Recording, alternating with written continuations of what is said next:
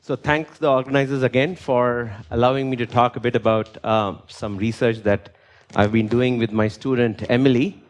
Yeah, if you wanted to hire her, unfortunately, she's already accepted a position at Perimeter.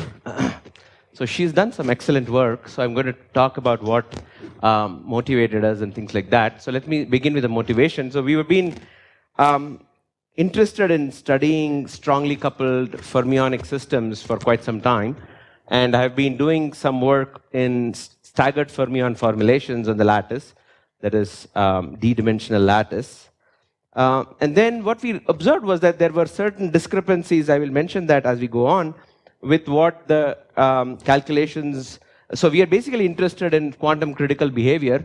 And so what we learned was that there are certain discrepancies that keep appearing when you try to compute these critical exponents at critical points as compared to what other formulations are suggesting. So we said, maybe it's time to think about a slightly different approach where instead of going to overlap or domain wall fermions, can we just go to the Hamiltonian approach? So that's sort of the game plan. So the reason for the interest in these 2+1 dimensional theories is that there's a whole lot of interesting CFTs that one can create out of these strongly coupled fermions in 2+1 dimensions.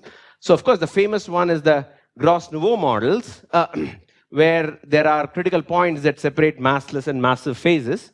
And then there are these Thirring models where you have a current-current interaction instead of a scalar interaction, which behave quite differently. So there's a beautiful piece of work recently by Andreas Wipp and his students. And then, as Simon pointed out just in the last talk, that there are some new critical points that we are discovering. Of course, maybe they are not in Lorentz invariant theories, but still in general, they may be theories that might emerge in some condensed matter systems. So it's good to understand what type of CFTs that emerge in this kind of sense. And at least in 3 dimensions, we have reasonably strong proof that there are these new critical points. So they may extend even in other formulations. So clearly, we need sort of to compute critical properties in these strongly interacting systems. So let me quickly review the Gross Neveu models, which I think I'm going to focus on here. They come in many types, so I wanted to sort of make a distinction so that we're all on the same page. So these models are built, as I told you, in 3 dimensions, where the Dirac fermions are in the reducible sort of representation, which is what is called, it's like a 4x4 Dirac space. Remember, in 3 dimensions, you can also construct Dirac fermions with 2x2 Pauli matrices, but here we're going to construct it with 4x4 matrices, so it has sort of more richer symmetry structure. So for example, you can then add to it an interaction piece, which is just a psi bar psi squared type of term. So remember, I'm distinguishing the Dirac space and sort of some kind of a flavor space here. So this is just a scalar, so some kind of a interaction of that type. And that type of models are called the chiral Ising Universality class, if there is an interesting transition there. Then there is this chiral XY or chiral U1 transition, where you sort of take a combination of the scalar and the pseudo-scalar parts and then make a rotation in that space, and that keeps them invariant. And then there are, of course, the analogs of, like, say an ON model. So in this case, there's an SU2 chiral Heisenberg universality class, which seems to play a very important role in the physics of graphene, for example. So there are lots of interesting models one can write down. So what I'm going to do is to look at sort of the simplest one, the chiral Ising one. But all of these models actually have a very interesting phase structure. You start with the four-fermion interaction in 3 dimensions, which is perturbatively irrelevant. But then if you crank up the coupling, at some point, a new critical point emerges, and then the power, the concept of irrelevance changes, and you have a sort of a CFT at this particular point. So these are the properties which we would like to understand. So we'd like to understand what are the properties of this critical point. And of course, the properties depend on which universality you're on, right? Chiral, XY, or Heisenberg. And they also depend on the number of flavors, so it's a rich subject. Now, this is actually a pretty old field, so let me just focus on the simplest one, and as I mentioned to you, there is a lot of interesting contradictions here in this case. Even in the simplest one, it's very interesting to understand. So if you wanted to formulate this model and study on the lattice, people have done this in the past, but let me tell you what the problems come out to be. On the lattice, you want one flavor of four-component Dirac fermion. If you start with simple staggered fermions, they naturally give you two components, not one component. So you have to do what is called the reduced staggered fermions. And if you do the reduced staggered fermions, then they suffer from sign problems. It's not very obvious how to solve those sign problems, because on each side, there's not a psi bar and a psi now, there's only a psi, and so now you need to have placket interactions. That's sort of the minimal four-fermion interaction that you can write down, and that leads to sign problems. Now, of course, you're going to use overlap and domain wall fermions, but they will be computationally more challenging. So the question is there another way to think about it? And we learned recently that slack fermions are perhaps non-local, but they are sufficient to describe all the interesting physics here. So that's an interesting development I'm just learning about. So I'm not going to talk about slack fermions here, but I'm going to try to see if there is another formulation, and I'm going to go to Hamiltonian staggered fermions. So remember, in the lattice staggered fermions, when you do a space-time lattice, we got n equals 2, which was the smallest one that we could do without a sign problem. But then when we went to n equals 1, we had a sign problem. But if I go to Hamiltonian staggered fermions, it's already, you don't have discretization in time, so you can reduce one doubling. So you naturally describe an n equals 1 Dirac fermion. But then if you do it naively, you get a sign problem. But that sign problem we recently learned how to solve. So my student and I solved the sign problem, and after that, a whole bunch of work came by to understand what the solution was. And we have actually, these new ideas are extremely exciting, and we can actually solve a whole bunch of sign problems in this particular case. So there's actually an interesting development in this field, I would say, in terms of Hamiltonian staggered fermions. So that prompted us to think if we can do Monte Carlo calculations using these Hamiltonian fermions. So that's sort of the motivation for our work. So let me just tell you the summary of recent results. So after this solution came, lots of Monte Carlo results emerged. So let me tell you some of the things that people have tried to do. So there is this epsilon expansion that just came this year, last year actually. They calculated eta and nu. They have all the other exponents. I'm just going to focus on just the two exponents here, which is what we also calculate. There is the old result of the renormalization group approach, which sort of agrees with this almost, with a few percent perhaps difference. The bootstrap also came recently, a couple of years ago, which seemed to completely disagree with this at the moment, but I don't understand the bootstrap, so maybe this is an interesting question for somebody here to see whether this is really something we should worry about or not. So after our results, two quick results came on the Monte Carlo approach, right? So once the sign problem is solved, everybody jumps and experts try to solve this problem. They got some results, right? And so Emily and I were pretty disappointed. Oh dear, this is going to be difficult to keep it as your thesis topic because now it's already done. On the other hand, they did it on pretty small lattices. And also we were sort of interested that there was a big change in especially the eta exponent, although this was sort of within errors. So we said, well, what can we do? Can we push this to higher lattices?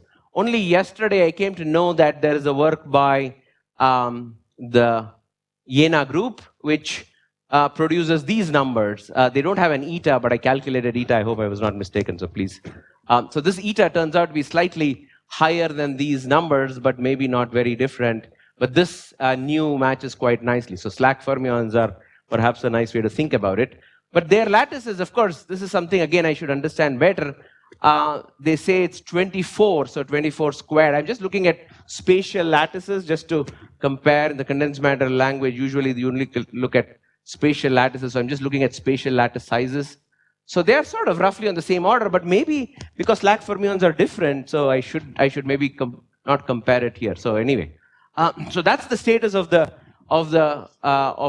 the results, so can we do better? That is our goal, right? Now, so the model that we were thinking about is the Hamiltonian on a square lattice, which is just the simple Hamiltonian, where we have a nearest neighbor hopping with these etas, which are just the staggered pi flux phases that guarantees you massless fermions. And then you couple a nearest neighbor, because remember, on each side there's only one C dagger and one C, so you need sort of two neighbors to create an interaction.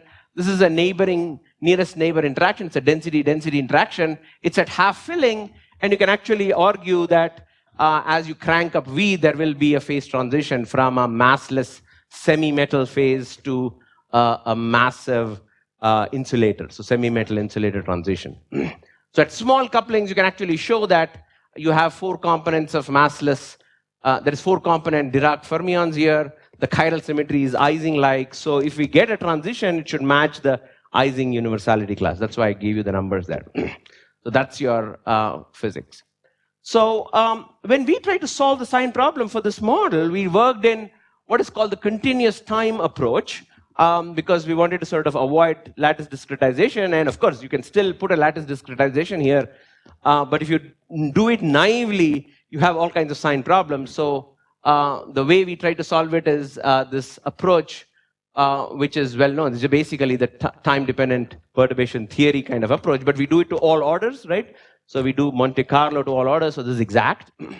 The question is, what should be H0 and H int? And this is exactly where the secret to the solution lies, in that in this paper we showed that if we pick H0 to be this value and H int to be that whole thing, not sort of multiply it out, keep the whole thing as it is, then in fact the sign problem is solved. So if you mess with that structure, the sign problem returns back. So you need to be careful about the physics of what causes the sign problem. So in this case, the physics comes from particle-hole symmetry, essentially. So that interaction needs to be kept. So if we assume HB to be that, we can then expand out. That's our formulation, if you wish. So this is the configuration of bonds. This is very similar to the fermion bag idea I mentioned to you in the lecture that I gave before. So B represents a configuration of nearest neighbor bonds. So that's sort of a typical configuration. This is continuous time, the place where all these bonds appear in all these places, right? So then we showed that this object can actually be written as a Pfaffian of some matrix squared, and that was sort of the contribution. And so then, so the sign problem is completely solved. Unfortunately, the problem is if you try to do this in this method, you have to deal with matrices which are 10 to the 5 or 10 to the 6 by 10 to the 6 matrices, or million by million matrices, which is pretty bad. So although the sign problem is solved, we have to find methods to develop an efficient algorithm. As I told you in that other lecture, sometimes the sign problem is solved, but then you need the next step to be able to make progress. So you need to find good algorithms to solve this. So we thought, let's take some insight from auxiliary field methods, which is sort of well known. Remember, it was discovered long ago. There, the problem is, if you start with a partition function, you expand h as h0 plus h int and write this in this form, and then you use an auxiliary field to write this four-fermion interaction as basically a bilinear, and write it as a product of basically free fermion terms, right? Essentially, each one is e to the C dagger C, but these are all different matrices, right?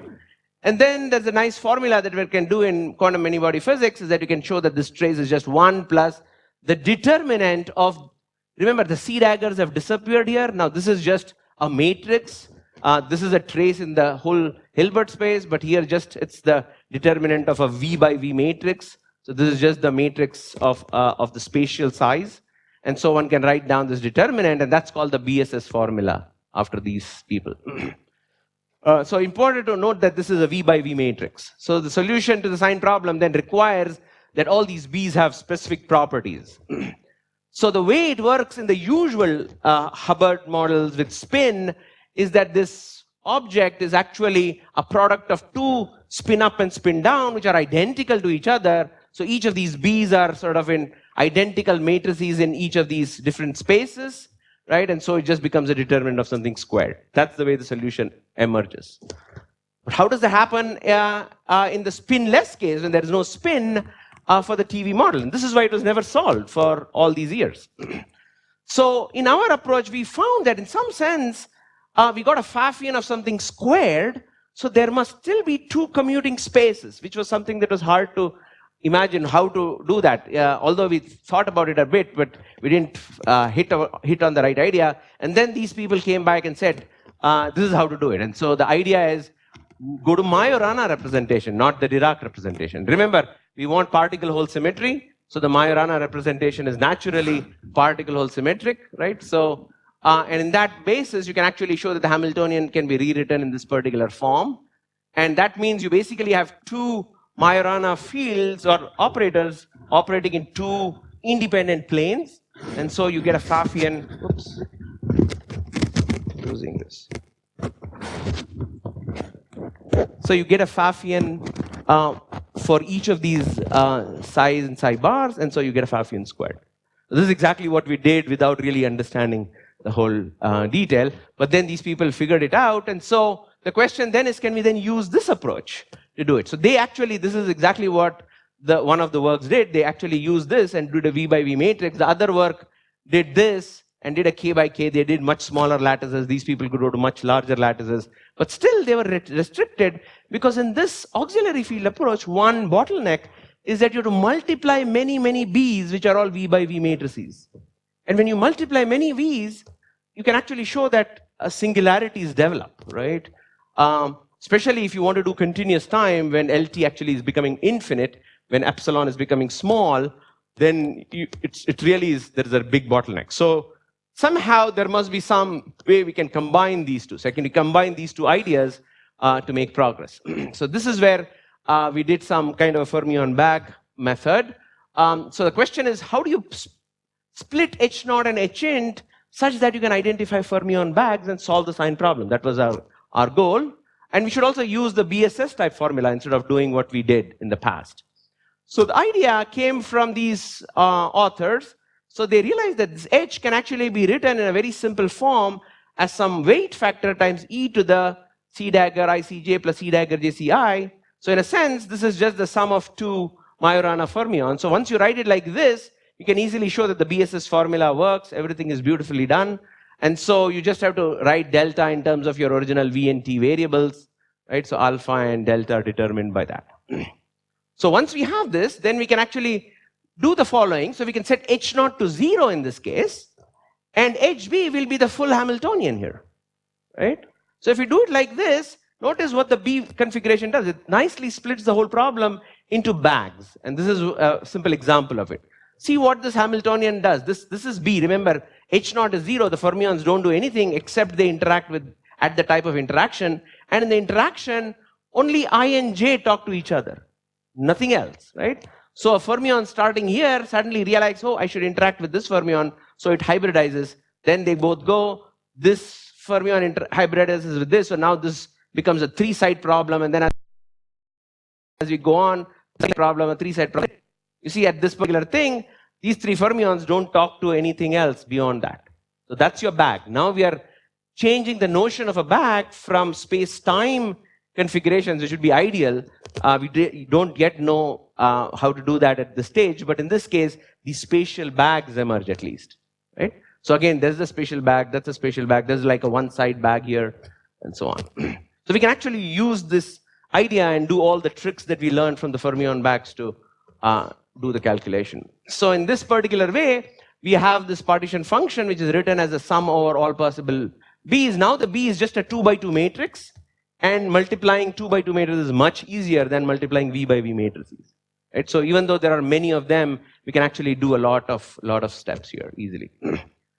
So anyway, so at small t, notice that the bags will, so when the temperature becomes very large, the bags will in principle merge. So there could be, for example, a bond that will appear far away and it will merge with this, and this will merge with this will merge with this. So in this case, for example, there's 1, 2, 3, 4 bags. But now notice if we cut the system and only look at a very high temperature slice of the system, you get many more bags, right? So for example, this doesn't talk to this, and now these talk to each other, this doesn't talk, so you get many more bags. So you see at very high temperatures, many bags emerge. At very low temperatures, the bags merge into each other. So the temperature acts like some kind of a coupling that then changes the bag size. And this is something that happened even in our original bag approach. There, the coupling was just the U. Here, the physics of the temperature causes exactly the same physics. So now, when we update sort of reasonably big space-time lattices, right? And so then we can use the bag concept. So for example, in this particular, if I want to update this, I'll pick this particular space-time slice and do put all the bonds here. And so only the fermion bags in that region I need to worry about. That gives you a very fast update. So for example, if you take a high temperature slides of 1/4 in sort of lattice units, we found that's a sweet spot because notice the fermion bag size, as I increase the spatial lattice size, never grows. It's roughly on the order of 30. So even 100 by 100 lattices, which are huge compared to what has been done so far, we can approach in some sense. So fast updates are possible within these small bags, and that apparently gives us a big gain. So here is some equilibration times, right? So these are among the largest lattices ever simulated in some sense in these Hamiltonian methods. So this is a 48, that's a 64 squared lattice, that's a 100 squared lattice. And in fact, I think roughly around 48 is what the biggest lattices that have been studied in these quantum critical, as a quantum critical point, in fermionic quantum critical points at strong coupling. So the scaling is actually pretty bad. So notice it takes about 4 hours to do a 48 squared calculation, one sweep essentially, roughly, whereas it takes about 30 days to do 100 cube, right? So it's a pretty slowly varying thing. So this is where I think if you have some ideas from HMC, that would really be helpful. So unfortunately, at the moment, I don't have any more insight into this. So we can, of course, accelerate it somewhat. Again, the scaling is bad, but we can change the slope here a bit if we discretize the continuous time. So here we are in continuous time. So there is no epsilon discretization errors in our approach, but we can say, let's sort of forget that because we are going to be doing quantum critical phenomena as in the spirit of lattice field theory. We can discretize it, and I think we can gain maybe a factor of 5 or something like that from this.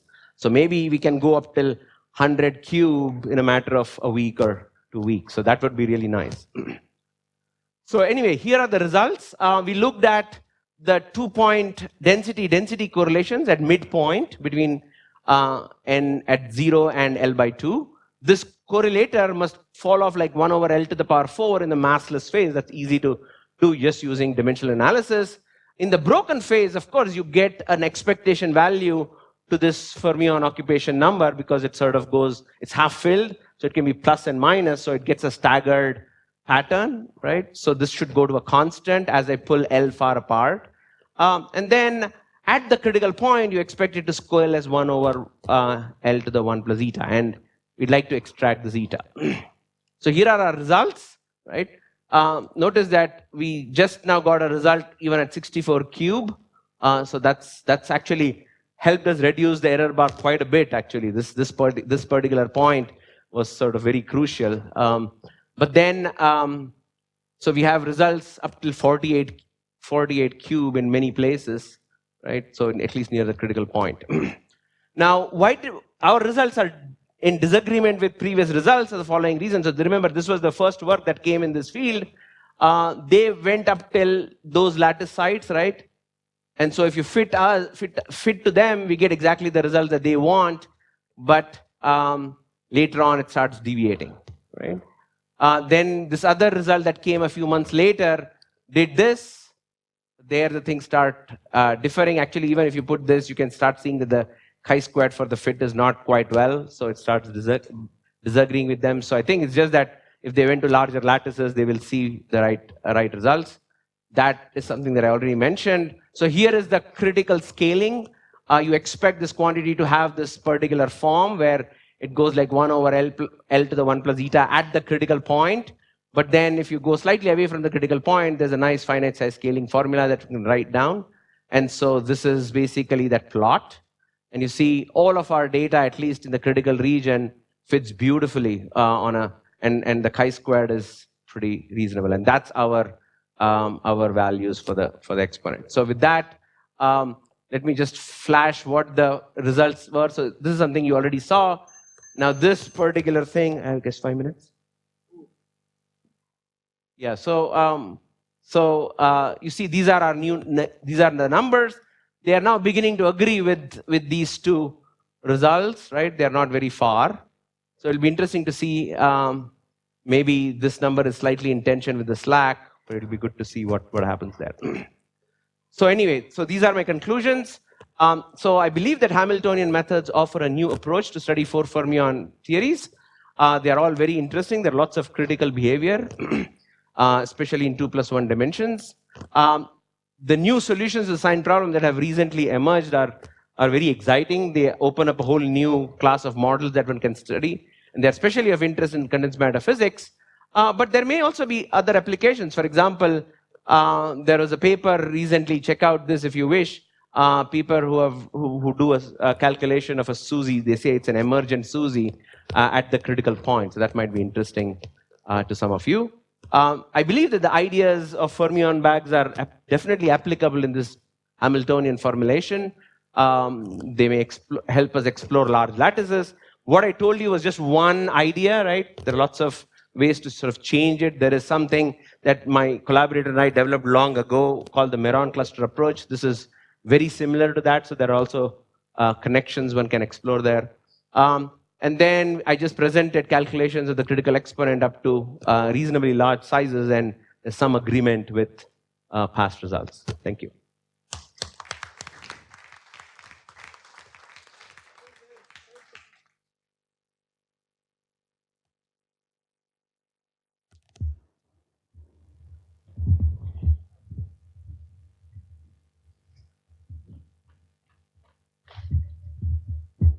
Hi, just a naive question. How should I interpret these four-component spinners in 3D? Are they two flavors of two-component spinners, basically, or is it something? You can always think about it as two-component spinners, but then there is an important thing about they're reducible in the sense that the sign problem is solved. You can actually write it as two irreducible components, then the sign problem, at least naively, may not be solved. So I think these models naturally give you, we can discuss this, when you think about the gamma matrices, there is a sign difference between the upper two and the lower two that sort of helps to solve the sign problem, I think. Any other questions? If not, let's thank Shailesh for this very interesting talk. Thank you.